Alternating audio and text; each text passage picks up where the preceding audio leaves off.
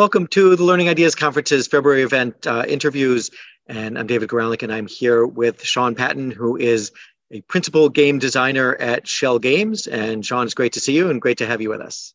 Yeah, great to be here. Happy to talk. Fantastic. Well, I know you're doing a lot of interesting work in the game field, as you have been for years. And so I kind of wanted to start off open-ended. What are you working on, and what's interesting in your world these days? Yeah, no, absolutely. So at Schell Games, we work on a wide variety of projects, right? So we sort of have our tripod of theme park experiences, transformational games, which seek to have a lasting transformation in the player.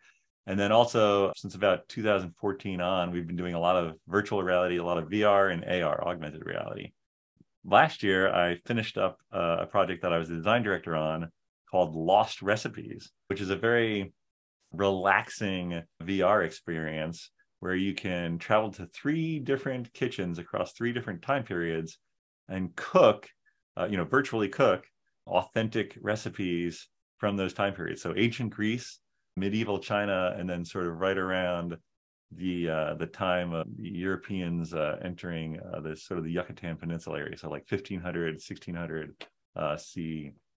It was a very exciting project to work on because we did a lot of research. We had subject matter experts, subject matter consultants who we worked with to make sure that, not just the recipes, but also the foods that you use in the recipes, and also the tools that folks are learning, folks are using, they can learn about by playing the game.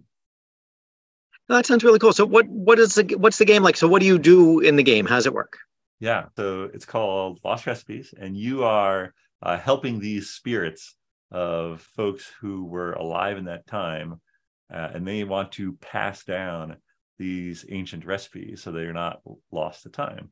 And so they actually work with you to make each individual dish, and you learn how to make them. In fact, we've had folks who play the game have said that they've then gone and made the recipe in their own kitchen, right, based on just playing the game.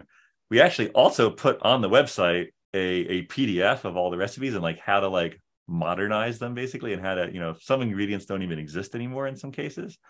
And so we did put a PDF there, but people were doing it just from playing the game. They were recreating the recipes in their own homes, which was just amazing to see.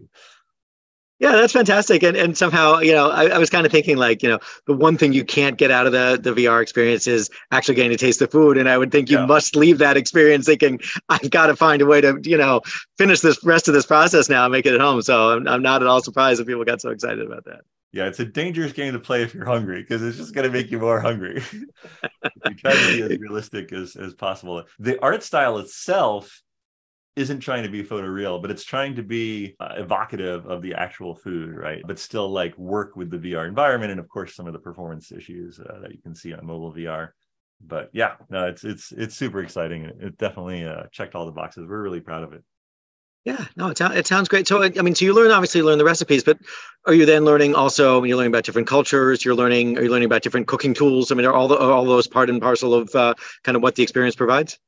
Yeah, exactly. So the ghosts or the spirits that are with you, not only are they sort of reading the recipe along with you and helping you find things in the kitchens, but if there's like periods of downtime, they'll also like comment on things. Like you can see the Parthenon being built outside of the Greek kitchen that you're in, right?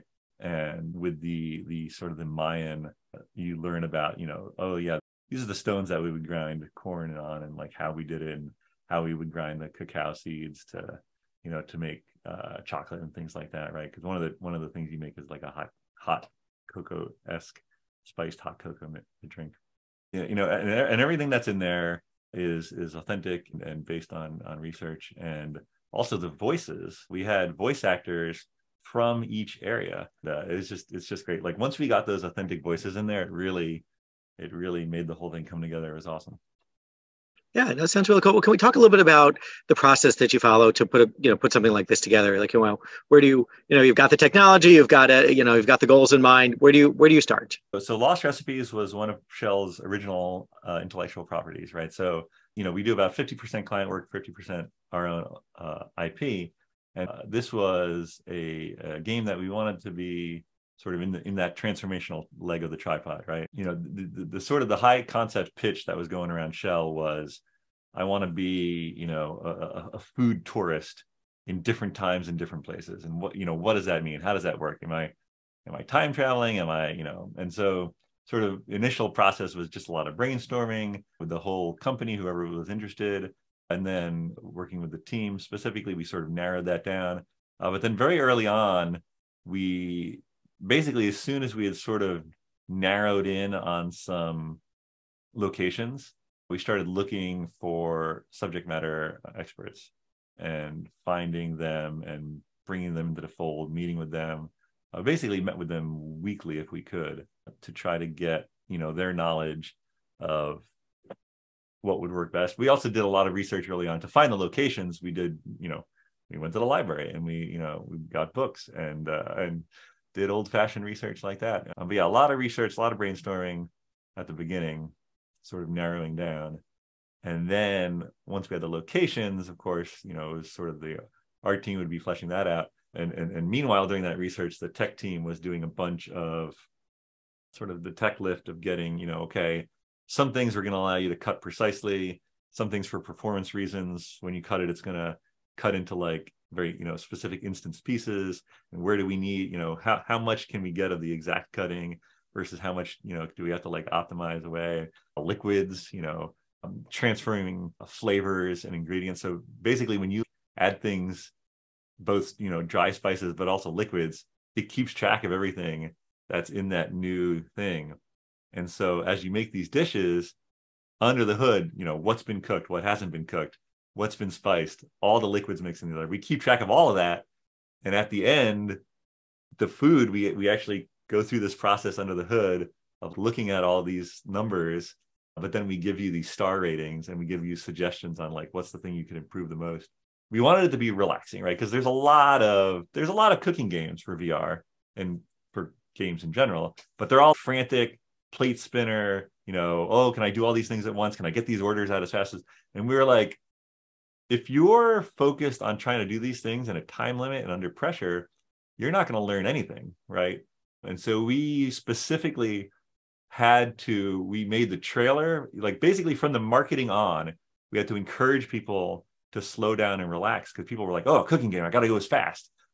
And it was like, no, we are giving you permission. I think we say explicitly 3 times in the tutorial, like, relax, cooking, slow down. Because we found with playtesting that people were going fast for no reason. There's no indication of time pressure whatsoever, but people bring that mindset. And so we had from the very relaxed trailer to the marketing materials to the tutorial, we just had to like repeatedly like, no, this is a relaxing game. You should relax. And once we accomplished that, then it was like, well, we do also want to have scoring that's meaningful, but we don't want it to feel punishing. So we also tried to do the scoring into very like, hey, maybe next time you could remember to add salt or whatever it is, right? So as you're putting this together, as you're designing and creating this game, so you start with the subject matter expertise, you get a sense of the recipes that you want to include, you get a sense of kind of, you some cultural background. How's the overall process work? Like what, at a high level, what kinds of things do you put together along the way in building this kind of game? And where do you bring the SMEs in to, make sure that what you're doing is accurate in all the relevant ways in terms of the, culturally and technically and language and all that kind of thing? Yeah, no, great question. So yeah, the process of getting the sort of locations was us with our research. And then as soon as we had locations, we started reaching out, and then we would talk about like, hey, we're thinking this time period, but does that make sense? So we could skew the time periods a couple hundred years left or right if it lined up with sort of major events or major changes in the way that the cooking was done, or could we line up? So we tried to line up with festivals or some yearly things to sort of give more focus on it. So for instance, the Spring Festival in Song Dynasty, China, right? You're sort of completing dishes for the New Year celebration, right? And so that was nice. And then so we try to like see if we could line these up with in the Yucatan Peninsula, so the Maya, Dia de los Muertos, right? The Day of the Dead. And so what are some traditional things that would be made specifically for that occasion? And so working with the subject matter expert, that's how we got to those events and then recipes. And that's where sort of flesh out, a full sort of meal's worth of thing. That sounds like such a great project. So this, I believe, this is out now and people are using it. Is that kind of the current state of the world with this one? Yeah, absolutely. Yeah, it came out in 2022, early 2022, and yeah, it's been great. I've worked on a couple other VR things since then. I'm working on some mixed reality stuff now, but I worked on Among Us VR, which is of course a well-known title in the flat screen space, and we got to basically reimagine it for virtual reality. So that was an exciting project to work on, and very well received. Well, fantastic. Well, before we wrap up, anything else you want to kind of talk about before we wrap up? Anything else that you want to tell people that you're working on, or thoughts that you have on sort of the views of AR, VR, mixed reality, and in education and society as we move forward? VR, AR, they continue to be so immersive, and in fact, if you're talking about virtual reality, everything you see is virtual. AR, a lot of people think of that as like, oh, it's my phone, right? And when I look through my phone, I can see things. And then you've got mixed reality, which I sort of consider, well, I've got a VR headset on, but it's mixing the pass-through of the virtual elements. That's like a whole third thing, right? So there's by that definition, right, the VR, the AR, and the MR are all separate things and all very exciting. And they're all really immersive and have their, strengths and weaknesses, and just sort of, we're just starting to see, we're just cracking that nut. We're just starting to see the potential that these things have, right? When you are immersed in Lost Recipes and you feel like you're in this kitchen, and we have voices outside, and in the street in Athens, right? And you're learning about the different things that you're using, and yeah, it's an amazing way to learn things, right? Because we would ask people questions afterward, and they subconsciously pick up on these things, right? And it's because like we wanted to make a world where you could take the time, you could relax. We wanted to be as authentic as possible so that you would believe that what you're doing is real, because it is, because we did the research. And so that was all very important to maintain that, right? And so we tried to keep physics weirdness to a minimum. We did a lot in that department to make sure that things didn't like flip out, right? And that was really hard on the tech side. And to the player, well, things just behave the way they normally would. Maybe I'll close with my favorite anecdote is we had one mixing bowl, and people would mix the marinade for the souvlaki, and then we asked them to do something else in the mixing bowl, and they're like, well, where can I put this marinade? And we just assumed people would just dump it out, right? It's VR. But they didn't want to. It was like, I don't want to dump this on the floor of my kitchen, right? I am so immersed. This is my kitchen. There's no way I'm going to dump a bunch of, liquid that had raw meat in it. Like, I'm not going to do that.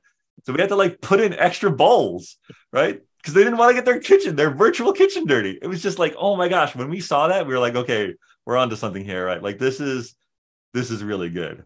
Like, oh, my pita's burning. Like, oh no, right? Like, it's so good. And they just get so into it. And that's just great to see. So yeah, I'm really excited about the transformational properties and just the level of immersion that you see in folks. So it's always exciting. Yeah, no, absolutely. And the opportunity for true experiential educational experiences it was just really, as you're pointing out, so many things and so many subtleties and so many things that are just, impossible to capture really any other way. And great to see the technology evolving and the creativity continuing and all of that. So great note to wrap up on. Shawn, thanks so much for spending the time with me today. And it's great to talk to you as always. Yeah, thank you, David. Have a great day.